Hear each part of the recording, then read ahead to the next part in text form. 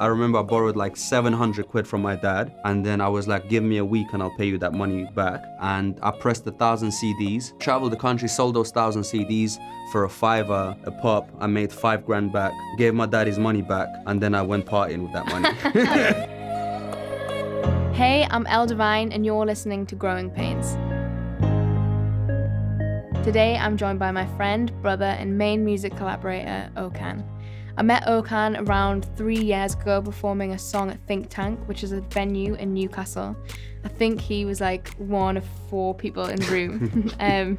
He introduced himself after the show, and days later we got in the studio and made the songs that would be both of our tickets into the music industry.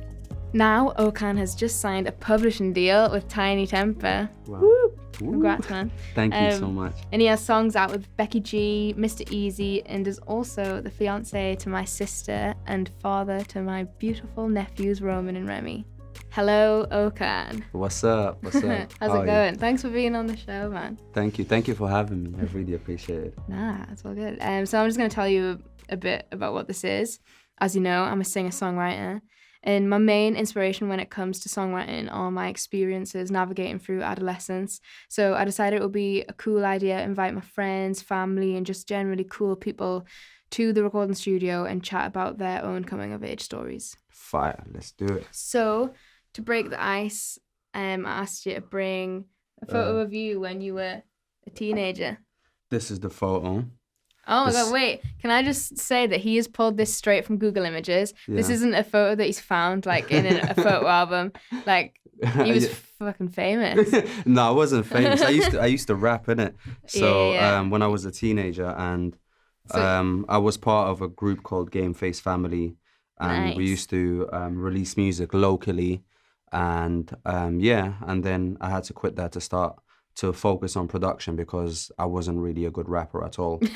I don't know, man. No, well, yeah, you have to be real with yourself at some point. We'll put some of this is like rapping stuff over the podcast. No, please don't. And let the public decide for themselves. No, please don't do bars. that. I didn't have bars at all. So what's going on in this photo? What was this for? Well, it's just me and 4 of my other friends who are part of the band group or a rap group or whatever you want to call it. And I'm pulling a mad weird pose. You really don't want to see this photo. They're gonna see the photo. He's biting his lip. He's got like a very like serious I know. like face on the go, and yeah, he's biting his lip. He's got his like 2 hands like separated as if he's like about to grab someone. Grab someone or just like clasp his hands together. Yeah, and, weird, very, very weird. I don't know why I did that. I've never seen anyone do that before. Yeah. It's quite original. I like it. So who was that person in the photo? That person in the photo was younger me, I guess, obviously. Yeah. But it's not that somebody that I am now. And if you could describe that person in like 3 words, what would you describe them as? Not very smart. Not very smart. Okay, that's sick. You're the first person to do that, to like actually make a sentence. Yeah. Not very smart. Why weren't you very smart? Just because that person got you where you are today. Yeah, man, it did get me to where I am today, but obviously you have to make a lot of bad decisions for you to learn then how to make the right decisions. So hence why not very smart. Okay, does that make any sense? Tell us a bit more. Well, how come? What would a typical day kind of night be for that Okan? Like, what would you be doing? No responsibilities. Okay. Partying a lot. Nice. Well, that came with the rap lifestyle. You went for it. Yeah, and I was young, but you know, I wouldn't change anything. Yeah, it brought me. It made me who I am today. Yeah. How old were you in that picture? I think I was like 18. I look like I was 18. And where, like, that photo's in Newcastle, right? Yeah, we did a photo shoot in Newcastle, and it was a video shoot, and because we were running on a budget, we did a photo shoot at the same time as a video shoot. 2 birds, 1 stone. Yeah, 2 birds, 1 stone. Yeah, but it was a quick one because I think we only took like 3 photos, and this was one of them, and that ended up being like the cover of the project at the time. Sick. And yeah, would you say that you grew up in Newcastle? I guess I lived majority of my life in Newcastle now. I moved to England from Azerbaijan, for those who don't know. Well, I guess you won't know. But yeah, I'm originally from Azerbaijan, the capital, Baku. I was born and raised there until I was 12. And then we moved to London, lived in London for a little bit, and then we moved to Newcastle. Right, so And you were there for a while though. You still kind of grew up half and half, I guess. Yeah, well, I'm 20, You're still a kid, yeah, I was a kid, but I'm 28 now, so technically majority of my life I've been here. What was the main difference between like growing up in Azerbaijan and then growing up in England? What would you say like? Oh, wow. Or do you think that like, do you think growing up in Azerbaijan till you were like 12 kind of influenced the rest of your life? Yes, it has. Like, yes, it very, very, very has. It like, because Azerbaijan, especially at the time, it's like, you know, like Azerbaijan just came out of like it's like former Soviet Union. So you know, it's like if for anybody that doesn't know what former Soviet Union is, it was a very communist.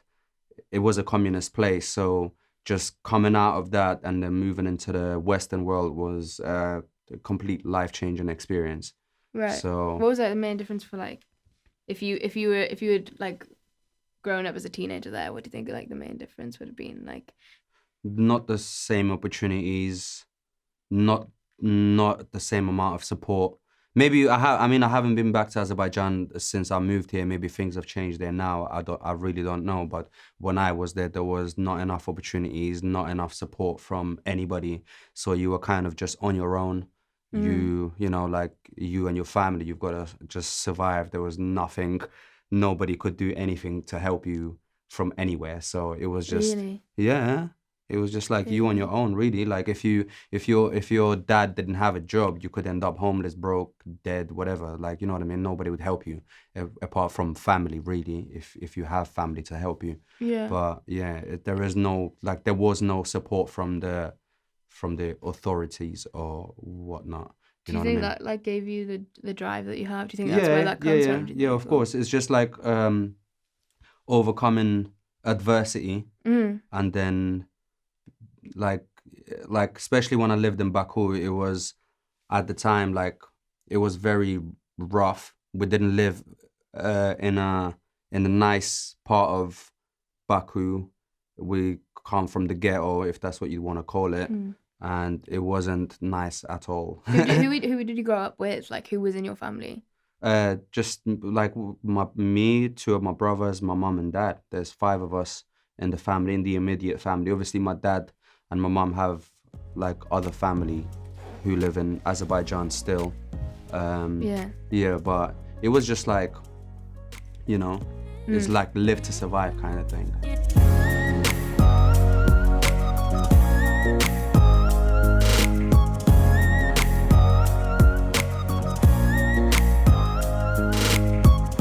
Was it hard for you coming over and then going to school? Like, what was school like? Well, when I first moved to Newcastle and then I went to school here, it was very, very different. I didn't like teachers were so much nicer for one.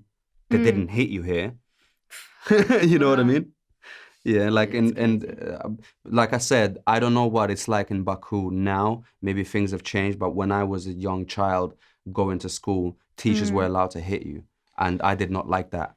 Nobody did, I don't think. It's crazy actually, because my dad we just had my dad on the podcast and he was talking about the same thing. But I mean, that's crazy because that was in the 60s and you're talking about like the late 90s, yeah? Yeah, late 90s, early 90s, late 90s. Yeah, I was born in 1990, so from when I went to school, like 1995, I think, it was just that's crazy. It was just like fighting or so you abusive enjoyed teachers. School here, yeah, the school here was much better than I remember. But I was like young when I moved here, so it was still I was still like adjusting to being a person, if that makes sense. Like I was still growing up, and even moving over here, I didn't really understand what was happening, why we was moving here. My parents made the decision to move away from there and to try and provide a better life for their kids, which they did, and if it wasn't for that, then I wouldn't be where I am now. Yeah. So I'm so thankful for that. Yeah. And I owe it all to them. 100%. Yeah. What were you like at school though? Like, what was?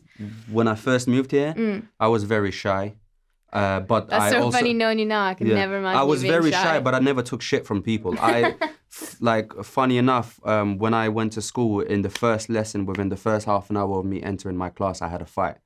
What happened? What went down? Well, I I got introduced to the class, and obviously even in Newcastle, I didn't go to the best of schools. I went to like a rough-ish school, and they sat me next to this chav, if that's what you want to call it. Yeah. And I don't remember. I didn't understand English at the time. He was saying something to me, and then he did something inappropriate. And me coming from where I come from, you just don't take that. And I just had a fight with him, and then I got suspended that same day for first day. You got suspended. Within the first half an hour, I got suspended. Yeah. Did that kind of stuff keep happening? Do you feel like? Well, no, because when I did that, other people people in the classroom must have seen it and be like, "Don't mess with Okan." Maybe like, don't fuck with him. Yeah, they're just like, don't try it. But obviously, over the course of time that I was in school, there was things that happened. Obviously, I had loads of fights and growing up in Biker. Did you get in like a lot of trouble growing up? Yeah, because like I grew up in Biker, so it wasn't easy in Biker either. Yeah. It's funny because like and like when I was in Azerbaijan, because I'm white, like I'm white, and people in Azerbaijan are white, but they're a bit more darker than I am. And they thought that I was Russian, so I experienced racism there.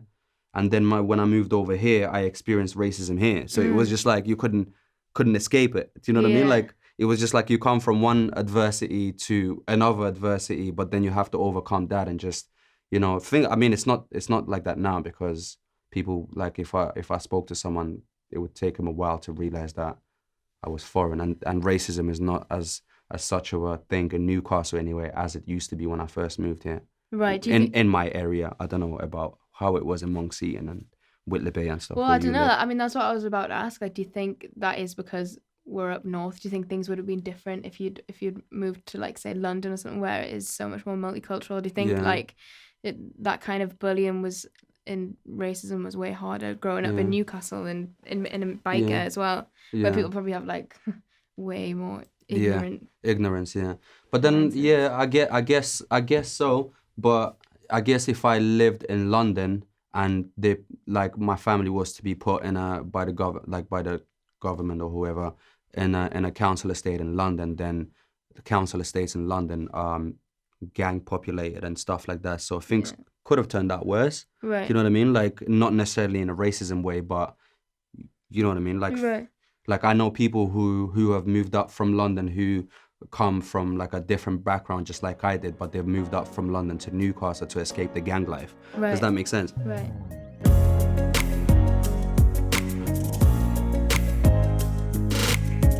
And when did you first get into music?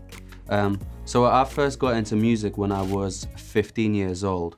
And the way it happened was I started attending this youth club called Streetwise. Yeah, Streetwise. Yeah, right. Streetwise, yeah. And they had like a program on in Streetwise for young people like myself who come from different backgrounds, and to find a safe environment for them and to keep them off the streets. That's so amazing, because I know so many, like, there's so many people that wouldn't have taken advantage of that opportunity. Yeah. So like that in itself, like you going forward and going to Streetwise, is like... I wanted to, because I didn't I just wanted to be part of something that where I was accepted, So I started going to Streetwise at the age of 15 and like attending crunk meetings, and what's that?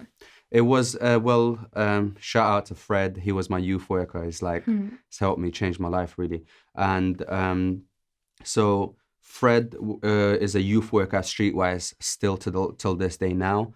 And he had this idea of putting on an under 18 event. I think it was like each month, I think, if I'm correct. I don't remember off the top of my head. And it was the idea was that it could be run by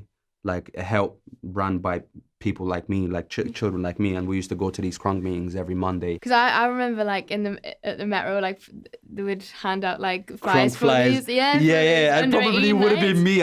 You honestly probably would have been still outside school, like, and I was just saying to my friends, like, let's go, this under 18 night would be so fun. That it used to be fun. Honestly, it was. You probably did. Did you ever stand outside Jasmine Metro? Yeah, we used to go everywhere. I would 100% take a leaflet off you. Yeah, definitely. We used to and we used to design all the leaflets ourselves, everything to do with the event. was so handed to cool. us by the youth workers, obviously controlled by the youth workers. Were they good, the events? Did they? Yeah, Like, it was go off? really, really good. It was like there was like it used to get packed out, and then it gave the young kids the opportunity to perform and showcase their talents. So hence why it gave me a platform to go on stage, because I was interested in music. It gave me like a platform to be able to perform and stuff like that. Obviously, it had to be clean, no swearing. You know, it had to be like respectful towards other people and whatnot. But it's still like it gave a platform for young kids like myself to be able to change their lives and follow their passion, rather than be on the streets hanging around, I don't know, drinking or taking drugs or whatever. You know That's what I mean? amazing. Yeah, so that was amazing. And then from then we got the opportunity to like, because we the more funding we got, the more opportunities we had to book like our favorite artists at the time. Oh wow. Yeah, yeah. So yeah. who did you book? Funny enough, at the time we booked Tiny Temper had his first ever show in Newcastle. That's crazy. Booked by you. Yeah, and it was That's like it was our crazy. idea to bring him up here. Yeah. Wow. Yeah, it was an idea, and it was way before Pass Out. It's like I think Tiny himself would have been like about maybe 17 or something like that. I was like 15 at the time or whatever, and That's like I crazy. used to, I That's remember like- going to school listening to Wi-Fi in my headphones and stuff like that. That's And crazy. That's like the definition of full circle. Like I know, you- right? It's and crazy. now you're, Like yeah, like good mates signed to him. I and, know, like, yeah. It's mad. I was speaking to him about that. It was crazy. It's like it's like such a small world, isn't it? Like the way things just come around, and yeah. So, and then yeah, we had Tiny Temper performed there. We had N-Dubs when N-Dubs That's were so just blowing cool. up. Yeah. You know, like when like way before they even like became proper massive. We had a bunch of like grime artists or like grime pop artists or whatever.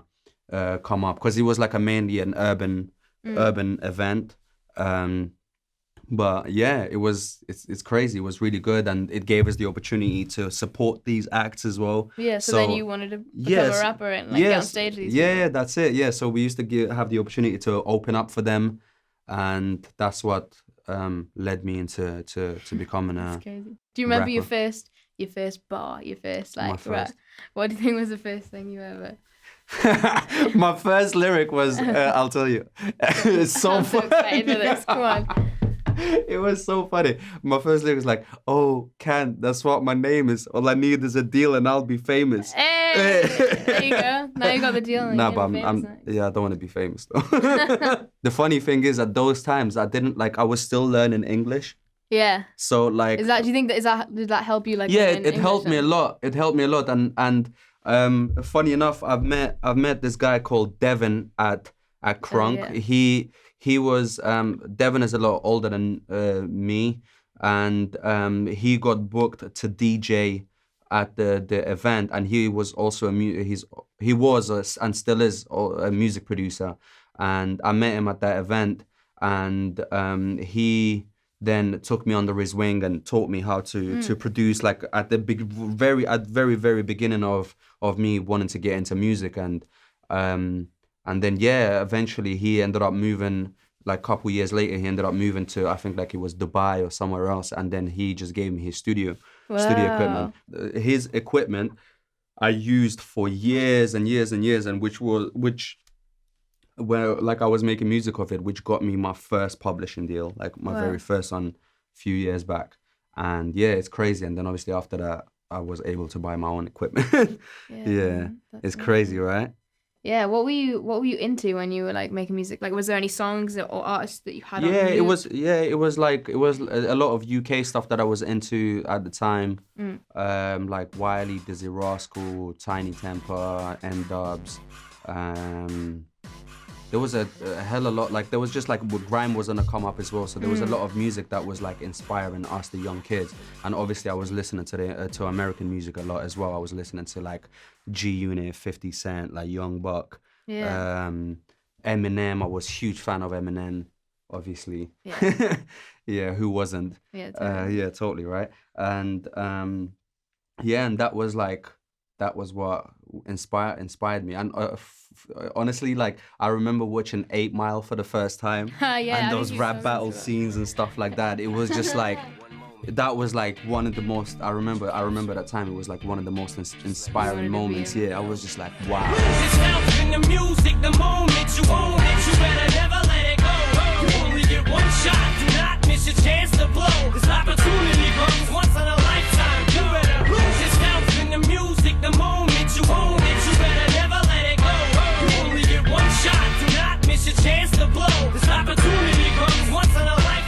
How old were you when you were in like the Game Face family thing? Yeah, we're set, like that whole thing happened around when I was like 17, 18, and then we started doing started taking music more seriously. We started like releasing music videos. I started producing everything myself. I was producing all of our songs. You did every Game Face every Game Face song was produced by me, recorded, mixed, and mastered, all in my bedroom in my mum's house. That's crazy. Even I, like, when you show me the videos and the other people that you kind of like associated with, like I knew all those people as well. You actually, like, all of those people were like pretty big in Newcastle. Everyone did all right. Like, we did make a name for ourselves. We had like the Evolution Festival, which was a big deal. Like, back then. We did Evolution Festival 2 years in a row.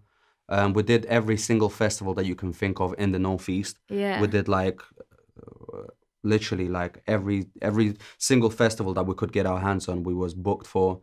And we performed in pretty much every major nightclub in Newcastle. I remember you supported around JLS, the North, right? Yeah, we supported JLS, we supported Tiny again. Years later, we supported N-Dubs, we supported Ironic at the time, who was doing a bunch of names. I don't know. We supported Tiger. Oh, yeah, really? We supported Tiger at House of Smith. That's mad. We supported. Remember that group called Teach Me How? You know that they had that song, Teach Me How. Oh my god, that's so crazy. Yeah, we supported them when they were at the prime.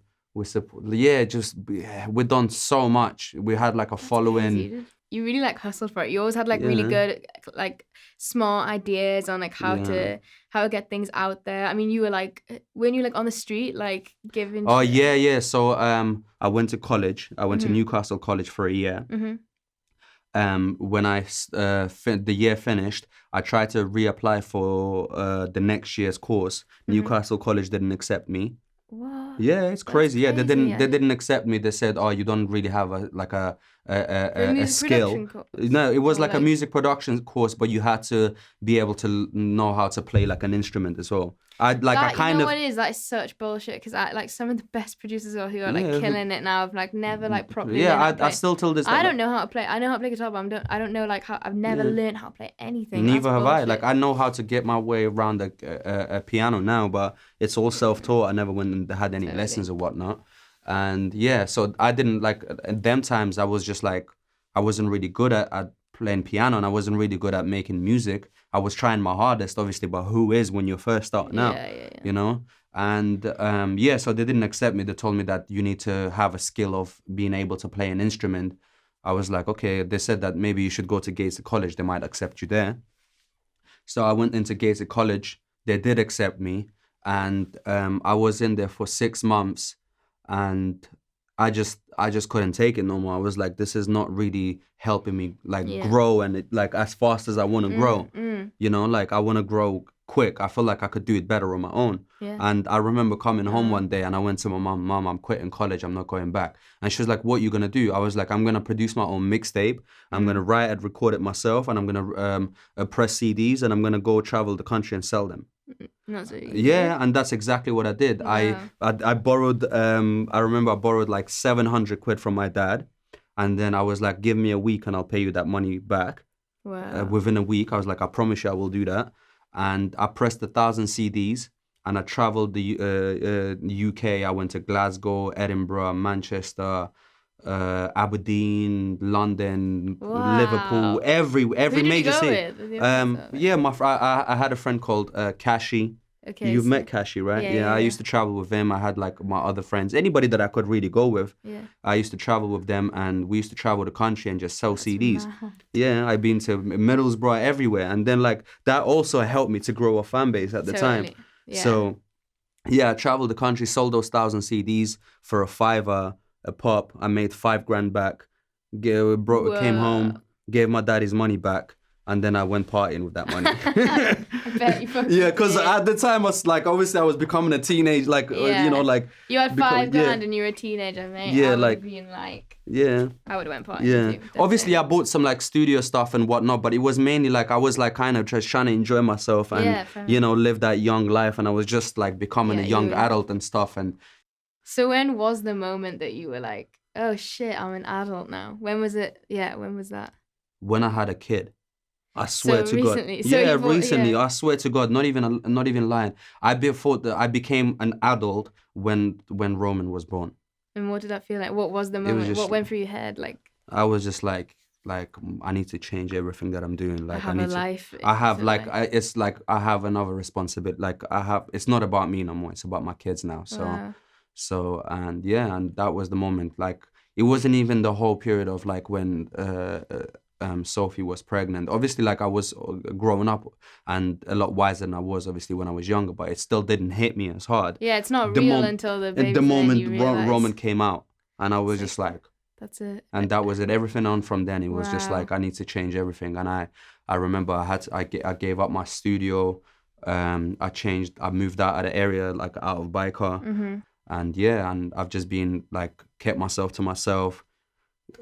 Stopped hanging around with a lot of people that weren't really good for me, and just changed my life into to be as positive as possible in every aspect, and it's just been the best decision ever since. Honestly, yeah. And what would you tell the Okan that you showed me at the start there? At the start of the podcast, when you were, how old were you? 17? Did you say 18? What would you say to that Okan? What would you tell him now if you could say anything to him? Just keep doing your thing, man. Really? Yeah, just keep doing your thing. That's it. Like, because if I didn't, then like I said, I wouldn't be here. Like, yeah. But obviously, if there's like what I would also say is like, if cut off the wrong people. Don't be surrounded by the wrong people. Like if I could, I would do that, you know, like, but I guess it worked out for the best how it is now. So yeah, it did. Yeah, it did, yeah. So it's been amazing, yeah.